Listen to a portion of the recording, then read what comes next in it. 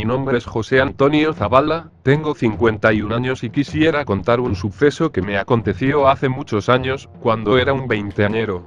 Por aquellos tiempos, era un recién egresado de técnico en contabilidad, ansioso de comenzar a trabajar y ganar mi propio dinero, gran incentivo, pues aún vivía con mis padres.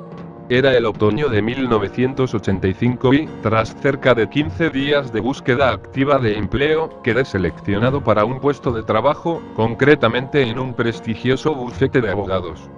Mi primer día de trabajo comenzó con una gran ventisca sobre la capital, el cielo estaba color gris acero, las nubes algo arremolinadas, como si de un mal presagio se tratase, las amarillentas hojas que caían de los árboles hacían un tétrico ruido mientras las pisaba sobre el pavimento al caminar hacia la estación de metro que me acercaría a mi nuevo trabajo, en Providencia.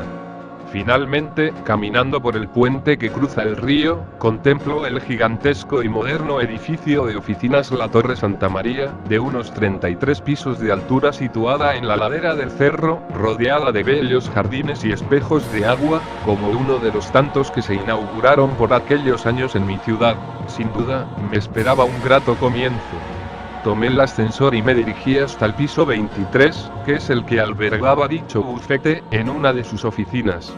Me indicaron mis funciones y en un 2x3 estaba sentado en mi escritorio, con una espléndida vista panorámica de la gran ciudad que es Santiago. Los primeros días transcurrieron sin inconveniente alguno, me sentía satisfecho, algo más independiente y contaba con dinero para reunirme con mis amigos los fines de semana, invitar a mi novia a algún restaurante o simplemente ayudar con las compras en casa. Un día, víspera de invierno, me comprometí con mi jefe a ayudarle a trasladar una gran cantidad de archivadores que ocupaban espacio en los estantes de la oficina, pues debíamos albergar nuevas actas y documentos. Antes de aprestarnos para dirigirnos al ascensor, suena el teléfono del escritorio de mi jefe. Era su esposa. Luego de colgar, me dijo que por favor llevase los archivadores y yo solo, me prometió una paga extra inclusive, pues debía atender una urgencia familiar. Asentí sin mayor reproche. Cada 2 cajas de archivadores, tomaba el ascensor y descendía hasta el piso -5, donde se hallaban las bodegas de ese bufete. La abrí lentamente y me encuentro con un largo y oscuro pasillo, tapizado por estantes llenos de papeles. Dejé las cajas y realicé el mismo trayecto con todas las restantes. La última vez que descendí, noté algo extraño. Al final de ese pasillo había un gran tablón de madera, que dejaba entrever el marco de una puerta. Como buen joven, mi curiosidad pudo más y removí el cuerpo de madera hacia un lado. Efectivamente, había una puerta, pero lo extraño es que no tenía candado y, al girar la perilla, me percaté que nunca estuvo cerrada con llave. ¿Para qué querrían taparla con un vulgar trozo de madera?, me pregunté. Un escalofrío me recorrió la espalda, mi vello se erizaba y el ambiente comenzaba a tornarse cada vez más tenebroso. Ya era tarde y por esos años vivía en la otra punta de Santiago, casi en la salida de la capital hacia Viña del Mar, en un edificio de departamentos de Avenida Las Rejas, así que decidí marcharme a casa inmediatamente para no llegar en plena cena, porque mis padres eran muy estrictos con los horarios. Inquieto, al día siguiente me costó mucho concentrarme en mis labores, no podía dejar de pensar en lo que deparaba aquella puerta. Luego de finalizada la jornada, me despedí de todo el personal y rápidamente me escabullí al quinto subterráneo, para ver lo que había tras la puerta. Estaba tal cual como la dejé la noche anterior. Entonces, con la ayuda de una linterna que traía de mi casa, comencé a alumbrar el recinto. El olor era desagradable y cuanto menos nauseabundo, el aire se tornaba pesado y poco a poco el miedo se empezaba a apoderar de mí. Me extrañaba que esta era una torre de tan solo 6 años de existencia, ¿por qué tendría un subterráneo tan escabroso? Al alumbrar las paredes, me di cuenta de que cuanto más avanzaba, el cemento iba desapareciendo, para dar paso a unos viejos ladrillos agrietados. El pasillo tornaba en una esquina y para mi impresión, sucedía una larga escalera, casi interminable y un frente oscuro como la boca de un lobo. Tragué saliva y decidí acabar con mi curiosidad. Mientras bajaba cada peldaño, comenzaba a sentir un calor que me recorría de pies a cabeza. Quise ser el escéptico de siempre al pensar que se podría tratar de la zona de las calderas, pero recordé que estaban en el tercer subterráneo. La escalera terminó y llegué a una habitación pequeña, tapizada por adobe y un piso de tierra. Alumbré hacia el fondo de esta y pude divisar una improvisada estructura de madera, completamente podrida y despedazada, con 3 pequeños escalones y una tapa redonda de fierro en el centro. Decidido, comencé a remover la tapa y encontré unos trozos de madera que, al alumbrar con la linterna, me percaté que estos tapaban un gran pozo. Fue entonces cuando tomé la peor decisión de mi vida. Ayudado por una filosa piedra que estaba a un lado, rompí la estructura de madera hasta hacerla añicos.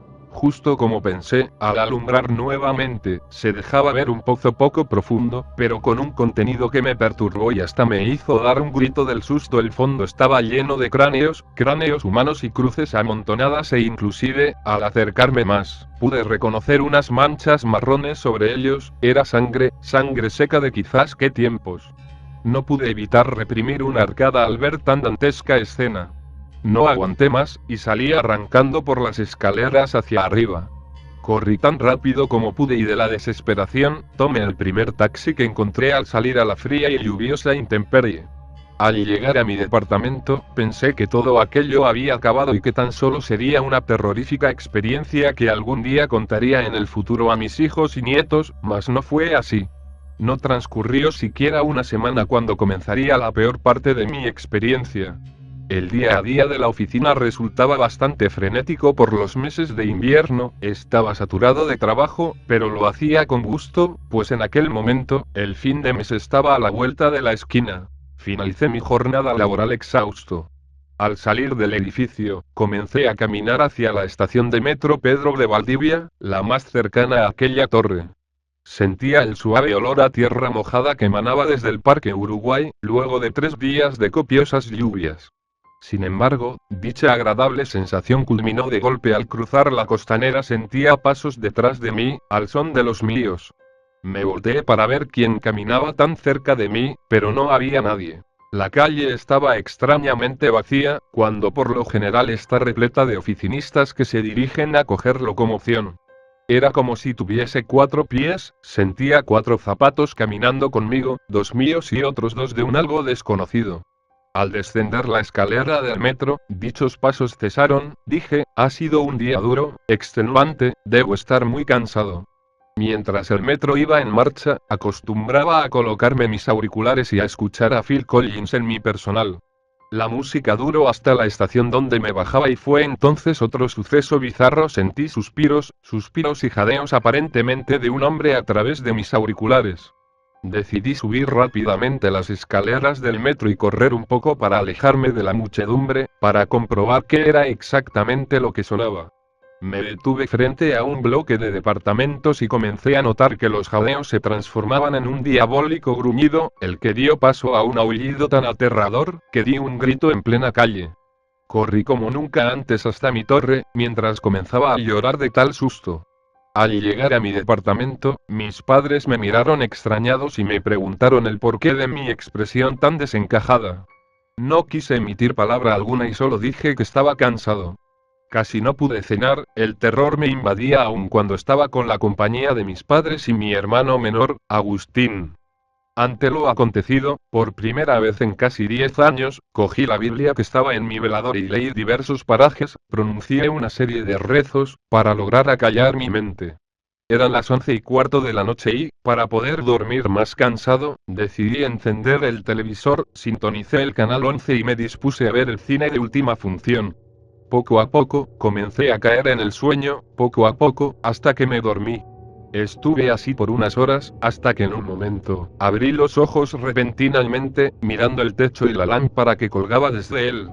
Pude sentir claramente el sonido del chicharreo del televisor que emitía en esos años al finalizar las transmisiones de cada estación televisiva. Pero había algo extraño, por más que lo intentaba, no me podía mover, estaba fijo, como amarrado a la cama. Intenté gritar, pero fue inútil, solo mis ojos podían ver. Transcurridos unos minutos, el terror llegaba nuevamente, pero esta vez acompañado de algo horroroso. Gritos desgarradores que sonaban con cierto eco por mi dormitorio, gritos que pronunciaban unas palabras, pero realmente ininteligibles, como si fuesen dichas en otro idioma, desconocido por mí. Eran voces guturales, no me atrevo a decir que eran hombres, era algo más allá de lo comprensible, gritos y jadeos de ultratumba, similares a los que escuché aquella tarde a través de mis audífonos, pero con una intensidad sonora que hizo retumbar mis tímpanos. Solo pedí a Dios porque aquello acabase, pero ahí seguía, mudo, quieto y rodeado de los gritos más demoníacos que había escuchado en toda mi vida. No sentía el paso del tiempo, pero creo haber estado así cerca de una hora. Luego de eso, volví a caer dormido. A la mañana siguiente, era viernes.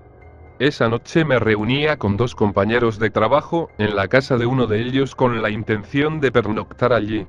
Luego de ducharme, temblando de miedo aún por lo sucedido en la madrugada, mientras me colocaba la camisa, algo no estaba bien por mi pecho, surcaban 3 marcas rojas verticales, como de garras de animal, que descendían hasta mi estómago. No sentía ardor, pero por precaución me fregué un algodón con alcohol por la zona, para evitar infecciones. Pensé que podía tratarse de nuestro gato, un enorme y anciano gato que a veces le gusta treparse en la cama, pero las marcas eran demasiado gruesas como para ser rasguños de felino. No quise darle importancia, el desayuno me esperaba y debía ir a trabajar. El trabajo siguió como siempre, normal, sin contratiempos, hasta la tarde. Mi compañero se había comprado recientemente un nuevo vehículo y nos dirigíamos en este a su casa en la Florida, en una moderna villa inaugurada hace unos meses. Mientras estábamos en el living, ya durante la madrugada, comencé a sentir un ardor muy desagradable en el pecho, que a cada momento se acrecentaba. Me dirigí al baño para contemplarme al espejo y entonces el pavor llegó otra vez en el extremo inferior de las marcas de mi pecho, seguían otras 3 líneas de las mismas características que seguían una trayectoria horizontal hacia mi izquierda, como formando una letra L. Quise llorar, pero me contuve, esto se estaba tornando marrón oscuro. No aguanté más y le mostré a mis colegas lo que me había sucedido.